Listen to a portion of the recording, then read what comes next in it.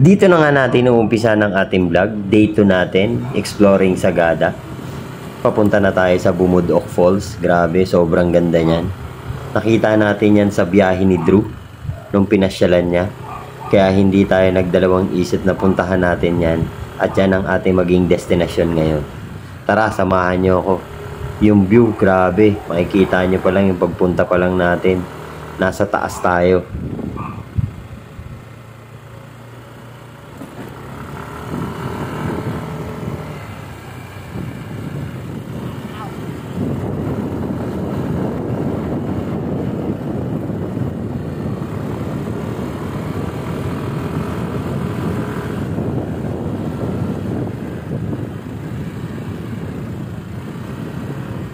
Mula sa pinag-stayhan natin sa Heritage Village, magbabiyahe lang tayo ng almost 30 minutes. 10 kilometers lang yan. Mararating na natin yung jump off ng Bumudok Falls.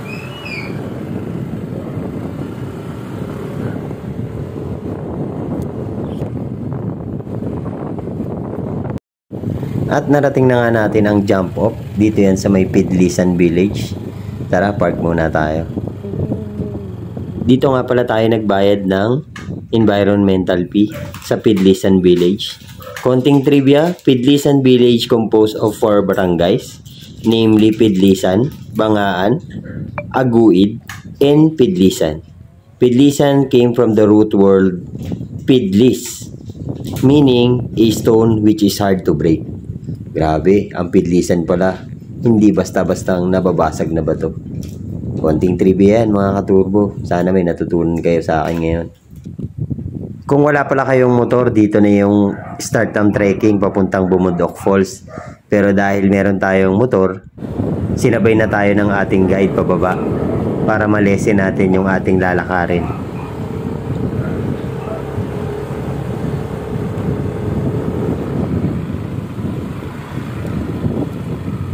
Palang pababa ng Bumudok Falls, grabe na yung view.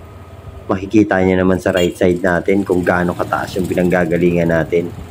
Mula dun sa village na yun, yun ang bababain natin para marating natin ang Bumudok Falls. Grabe, extra challenge talaga ang pagpunta dito. Pero worth it yan pag nakita niyo na yung pupuntahan natin. Sobrang ganda nun mga katurbo. One of the amazing place or amazing falls na napuntahan namin. Hindi natin yan makakaila na gustong gusto natin yung balikan sa ating mga susunod na pagtakbo ulit.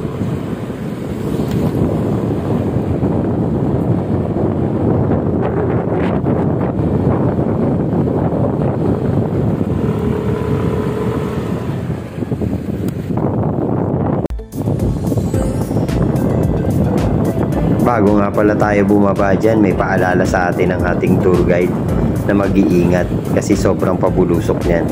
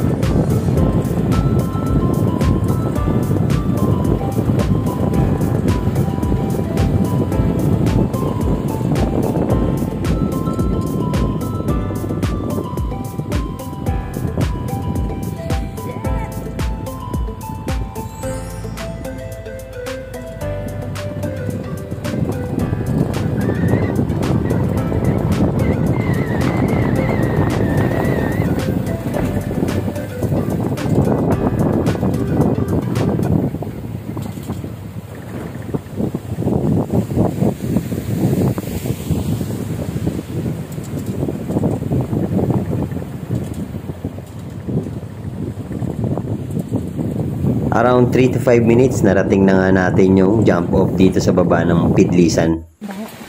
Nag-start na din tayo mag-trek. Shoutout nga pala kay ma'am. Siya yung ating tour guide. Dito lang din siya halos nakatira. Dito sa isa sa barangay na nasasakupan ng Bumudok Falls. Sanda isang hao, gagawin sila ng kalsada papunta sa isang gawin. Kamusta naman yung kumagin ninyo? Maganda naman po. Ilang oras yung pag-take? Saglit lang po kami. Isang oras ba niya? 1.5 po. So, hindi kayo pumasok sa anong baba? Pumasok po. Mabilis lang siguro talaga kami. Ah, okay. So, probably mabilis din tayo dito. Hindi namin na... May buta? Ano trade connection yung nakuha ninyo or normal trading? Wala, hindi tayo pumunta doon sa connection. Connection na dyan. So, dito sa parang Ilang sandali nga lang, Kabilang narating na bayan, natin kasi yung Lantagan view deck. Sobrang solid yan. Ay, pakawam. Buti-buti. Please, tira mga ka.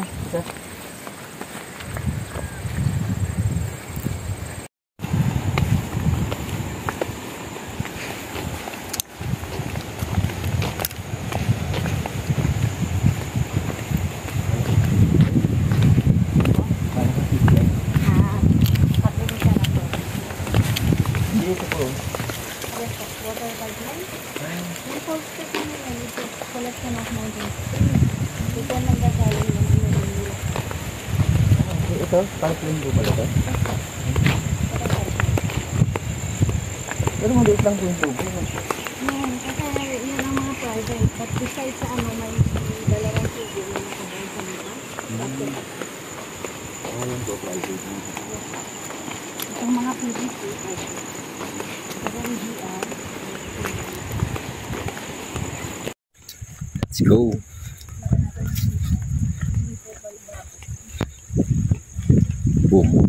Bumukod Pops. Basta hindi nala ko yung pamangkin ko dyan. Sabi, solid. Maambo na.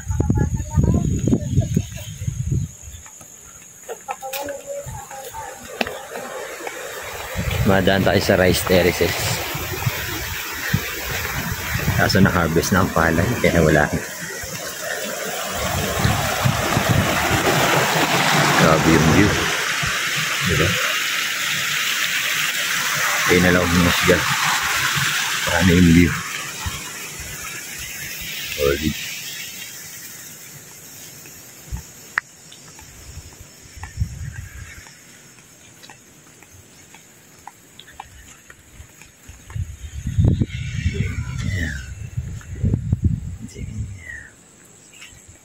View.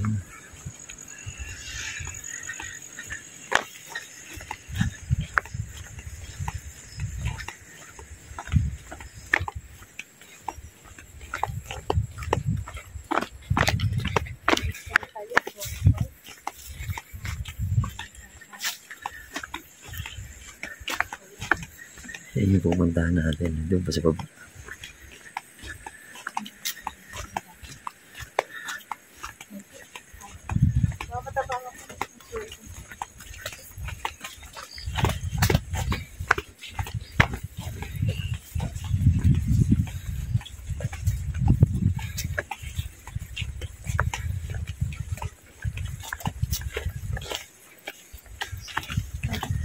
Ay, galing sa taas, oh.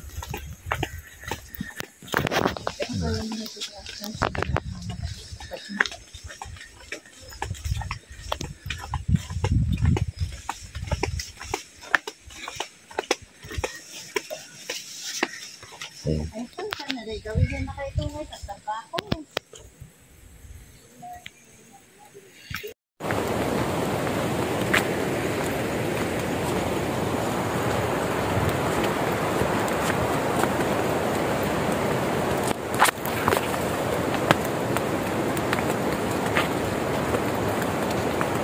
Yun na, nakita ko na.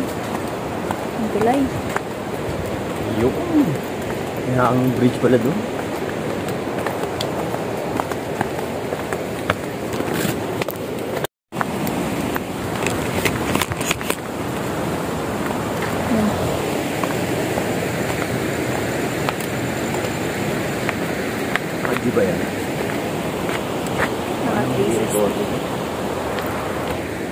Record it.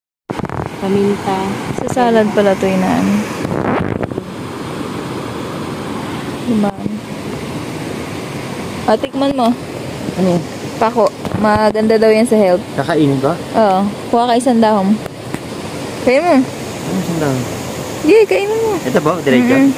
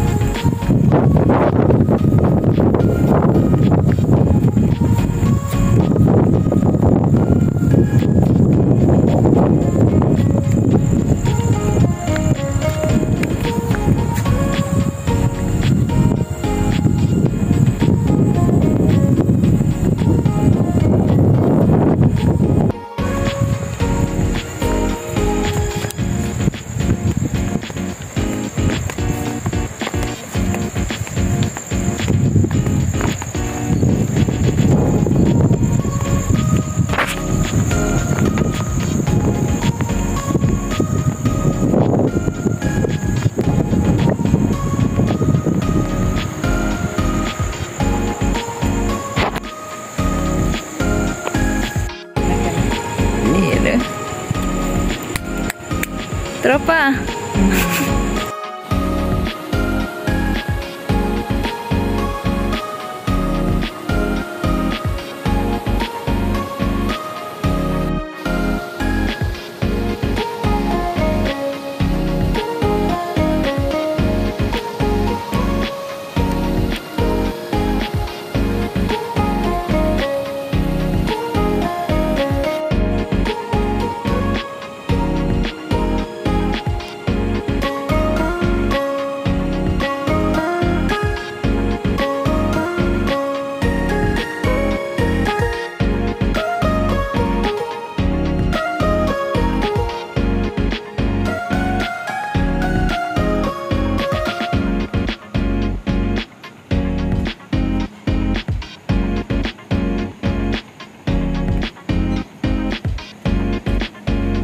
Pag narating mo na nga pala ang hanging bridge, yan ang sinyalis na malapit ka na sa Bumudok Falls.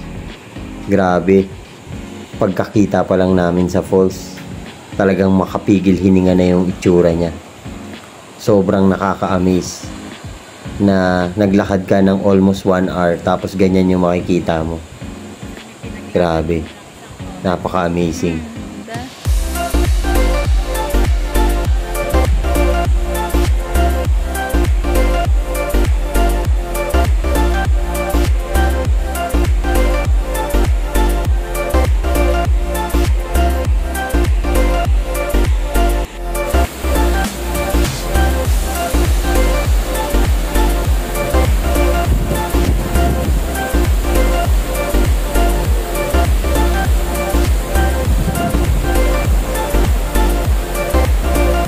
Nung time pala na bumisita tayo ng Bumudok Falls, medyo malakas ang bagsak ng tubig.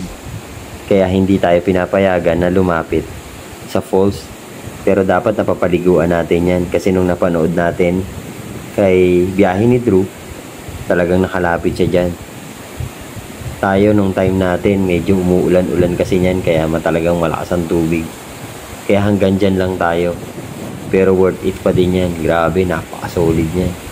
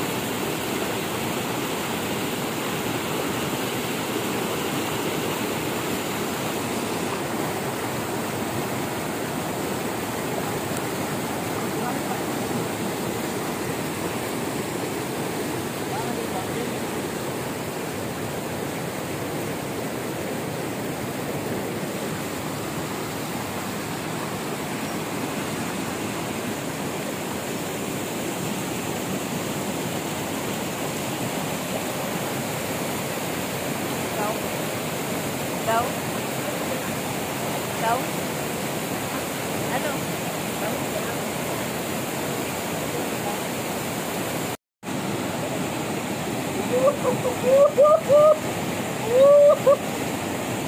pala. Ito na pala to.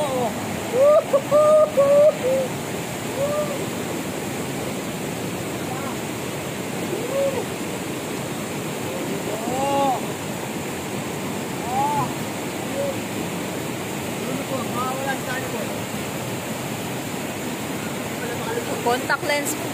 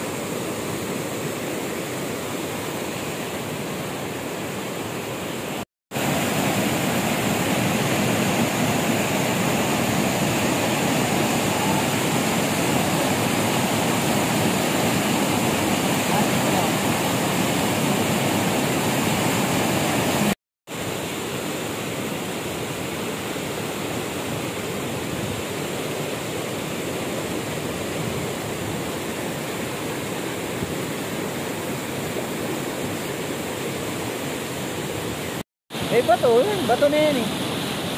Yan. Bato yan. Hindi ka naman makan. Bato nga yan. Nakailang daan na nga ako dyan eh.